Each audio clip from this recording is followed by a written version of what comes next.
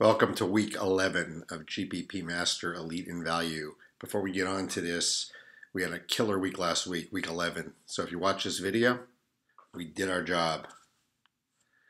Kenny Stills, 34 points, under 2% owned. Keenan Allen with the Phillip Rivers tandem or stack, out of the ballpark, 40 points for Allen. Chargers D, 25 points. And Ingram and or Kamara. You had to cash money. You had to cash money if you watched this video last week. And I know we had a bunch of people message us in that they had big weeks from watching this video. I am ready for week 12 because I thought the Thanksgiving slate yesterday was fun. It's always fun to play some Thanksgiving tournaments, but tough. 3 games just makes it really hard to strategically separate ourselves, which is what we do here, helping you guys elevate your opportunity to win big money. So I am ready for a full slate and on the week 12. Remember, take advantage of our early renewal offer. It's pretty awesome. You should have an email if you don't see it on the site or message in, because we are absolutely killing it for people this year, as our members know. Only one-on-one advice out there. Only way to interact one-on-one with our team. So on to this week, 7 quarterbacks for me. That's it. So I know it's a low number for me. It's a high number for most. First of all, we're focused on either, depending on your budget, the $75, hate that, millionaire maker, which means you got to have at least $750 to $1,500 to really get enough lineups in strategically. I really missed the $20 millionaire maker. Or drop down to the mini with $200,000 in the first place, $7.50, which is a way to really load up and get 20 lineups in there. Whatever your budget is, as long as you can get 10 to 20 lineups. So, quarterbacks, real quickly. I will have some exposure to Brady. He's hurt. Keep an eye on it, but I think he's fine. He's going to play, but that means he could sit in a blowout, and this game should be a blowout. Brady's 7,700, health issues, but the Dolphins are just terrible. Just terrible. 31st against the pass. Brady should put up 3 or 4 touchdowns before this one's over. A little worried about the blowout, only because of the injury. I mean, the Patriots do not sit people, but I think Brady's going to be a lot more apt to sit with his buddy Brian Hoyer as a backup than he was with Jimmy G sitting there waiting to maybe take his job at some point.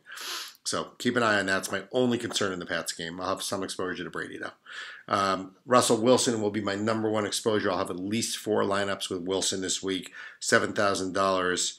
San Francisco's 30th against the pass. There's supposed to be rain in that game in San Francisco, light rain throughout the game. So just keep an eye on the wind and the weather. Check in with us Sunday morning. If the weather's really bad, then I'll pair off and only have 1 or 2 Wilson lineups. But I love him. He has had 32, 19, 25, 39, and 29. Those are his last 5 DraftKings point games.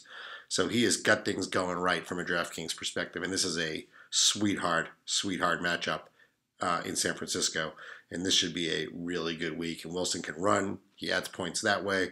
Love him this week. Again, heaviest quarterback for me with 4 lineups. Matt Ryan's been kind of burning us and burning everybody, 6,400, but Tampa is terrible. 28th against the pass. So this may be the week Ryan and Julio finally get right. He also has Devonta Freeman out, so Tevin Coleman's more of a guy to catch balls out of the backfield. For Freeman out, a little less of a run game. So this is the week to give Ryan a shot. And if he doesn't do it this week, then I'm fading him pretty much the rest of the way. Okay, looking for some value. I got both of these guys. Jacoby Brissett at 5,400 against Tennessee, 26 against the pass. I love T.Y. in the dome. Again, Jacoby has concussion protocol, but they say he's full to go and ready to play. Assuming he is, I view him throwing a couple long touchdowns and running for one in this game.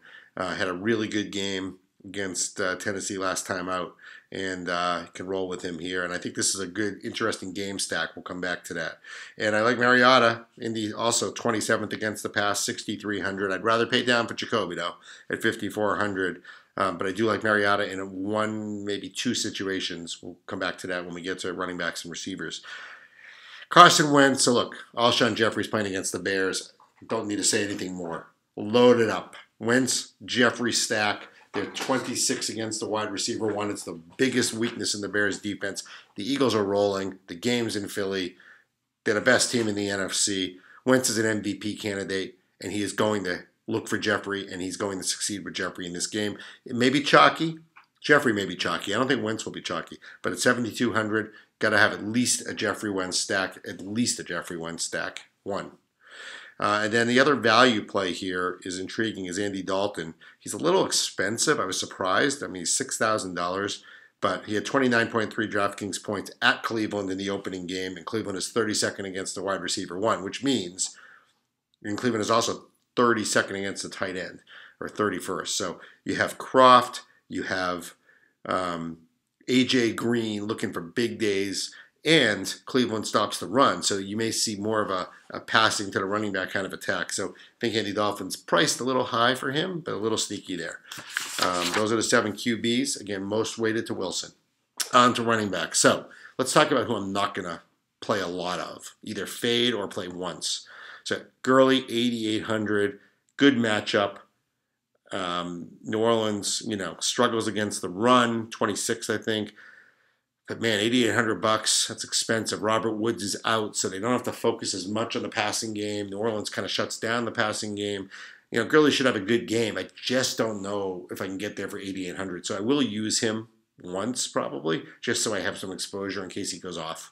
But I'm not going to load up on him. And a lot of people I'm hearing are going to load up on, Kareem Hunt at $8,000. Obviously, the Bills are the worst rushing defense in the NFL, 32nd. He will be chalk. Unequivocally, Kareem Hunt will be the number 1 on running back this week and will be chalk at $8,000. Again, I may have him in one lineup so I don't miss out, but he's struggling.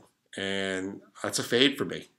He could go off. He could have a huge game, but that's when I'm willing that you got to roll the dice somewhere to win a tournament, and we'll come back to why. So those two jump out. Now, Kamara and Ingram, they just, continue to bring it every week. It's crazy, right? The Rams are not great against the run, especially the running back who's running the ball. They're a little stronger, the Rams, against the pass-catching running back. So I'm a little more Ingram in this game at 8,300, but I don't think you can go wrong with either one. And I think because of the popularity of Hunt, and people are scared of paying up for Ingram and Kamara, I think they'll be lower owned against the Rams. And until they prove wrong, they're putting up 25 to 30 points a week. So I'll have them. I'll have plenty of exposure to both of them, heavily weighted to Ingram this time. Last week was Kamara. Jumping down here, my number 1 running back of the week, hands down, is DeMarco Murray, $5,200, 17th against the run. The Colts, 28th against the running back out of the backfield. Rashad Matthews added to the injury report, banged up and may not play in this game, which means more passes for Murray. While Derrick Henry steals carries, and you do worry about that in the end zone or the red zone in the 5, 4, 3, 2, 1 yard line, he doesn't catch the ball like Murray does. And this is a game made for DeMarco. He had 18.7 points week 6 against the Colts. Love DeMarco at 5,200 paying off there. Will be my number 1 played running back, along with some of the other guys I just mentioned. Secondly, jumping down, I think Jay Ajayi is interesting this week. 6,200, middle of the pack against the run, but the Eagles seem to be giving him the ball, and he's happy to be there. And he's looking pretty explosive, and I think you can get some value out of him there and go for that. I'm just looking around here. I like J.J. McKissick. He is $3,700, and Seattle is playing against San Francisco, who is terrible against the run and really terrible against the run. I'm just looking up a salary. That's why I'm looking away. Looking really terrible against the run and really terrible against running backs coming out of the backfield, 31st. So, again, I like McKissick in this game a lot. Devonta Freeman out for Atlanta. I said it before. Tevin Coleman, 27th against the running back Tampa. I love the Coleman-Ryan stack as a stack in this game, and I will be playing that. Jumping around, I told you about McKissick there. I think Giovanni Bernard's a really wild card. He could have a floor of 0 and kill you, but he had 16.9 points against the Browns earlier in the season before Mixon came into the play, but they really stopped the run, and they're 29th against the running back out of the backfield, and that's Giovanni. That's Giovanni on that team now. With Jeremy Hill out of the mix, Giovanni has potential for a touchdown and 50, 60, 70 yards in that game at 3,200, almost minimum salary. So if you need a running back, you need to slide in at 3,200, even lower than McKissick's 3,700, you can go there. Just quickly, I think Duke Johnson's an interesting play at 4,600 against the Bengals as well. And Deion Lewis, 4,800, has been bringing the goods every week for the Patriots and should get the ball against the Dolphins here. I think you can look at McCaffrey, but he's a little expensive. So that's where we're at. I will have the Kamara, Ingram. I will have DeMarco, McKissick, Ajayi, and Coleman. Those are the kind of the big names there. Jumping off to receiver, first of all, the stacks. I will play Brady with Cooks, and I'll play Brady with Gronk, assuming Gronk plays. He's sick, but I think he's fine. Miami's terrible against wide receiver one, and Brady and Cooks are now getting their thing on. Starting to happen there, and I'm sure it'll be a deep touchdown, or at least an attempt at a few targets for one. And I'll also play Brady naked with no stacks this week. This is kind of the game Brady could throw 5 touchdowns to 5 different people. As I said, Ryan with Julio at 7,700. Because if there's ever a week, this is the week. But I also like Taylor Gabriel at 3,400. Hit or miss, low floor, but against Tampa, he has a shot for a big play. Russell Wilson, I'll stack up with Richardson and Baldwin and McKissick, 3 there. Richardson, Baldwin, and McKissick. Jacoby with Hilton, but also Jacoby with Charles Rogers. 6 targets, 100 yards, and a touchdown last week, and he's almost minimum on DraftKings, 3,300. Charles Rogers is emerging for Indianapolis, and big ceiling there. Huge upside, 25 points in his big game last week. If Rashawn Matthews is out, I'll stack Mariota with probably DeMarco, as I said, for sure, and maybe with Delaney Walker at tight end. And then the Wentz Jeffrey stack, I mean, just do it. We can go through all the stats, but just do it. This is a revenge game for Jeffrey, and I expect him to perform like it's one. I like A.J. Green, some exposure for him, $8,000, but again, against the wide receiver, worst wide receiver one defense in the Browns in the NFL. I think you can look at Deshaun Jackson. I love him, 4,900 this week. Wide receiver 2 there. Wide receiver 2, 28th against the wide receiver 2 in that game, Atlanta. So I love Deshaun Jackson as a fade off of Evans. Should have a big play. Robbie Anderson at 5,700. The guy's got 4 touchdowns for 4 weeks in a row. 21st against the wide receiver 1, Carolina is. And if the Jets are going to do anything, it's going to be McConaughey Anderson. That's how it's been rolling. And why not ride that wave? 4 weeks, 4 touchdowns. Double-digit points every week. Last week, everyone looked at D.D. Westbrook in his first game ever. He had 6 targets, 35 yards. He's also close to the minimum, and he's up against everyone but Patrick Peterson, because that will be Marquise Lee with Peterson shadowing him, or at least mostly on his side. 3,600 for Westbrook, and I think Tyreek Hill, is always worth a shot with his ceiling. But again, very expensive, 6,900. So looking at Jackson, looking at Anderson, looking at Gabriel, there's some value there, as well as the Russell Wilson and, of course, Charles Rogers. Tight end. I love Croft if he plays, which it looks like he is. Cleveland's 32nd against the tight end. Croft put up 24.8 last game versus Cleveland, and he's only 3,900. He's due for a big week. I love the Jacoby Jack Doyle stack. Again, maybe even a double stack with Rogers, Doyle, and Jacoby. 4,500. Doyle's in the top 10 targets in the NFL. He put up double digits against the Titans last game and should be looked at often in this game.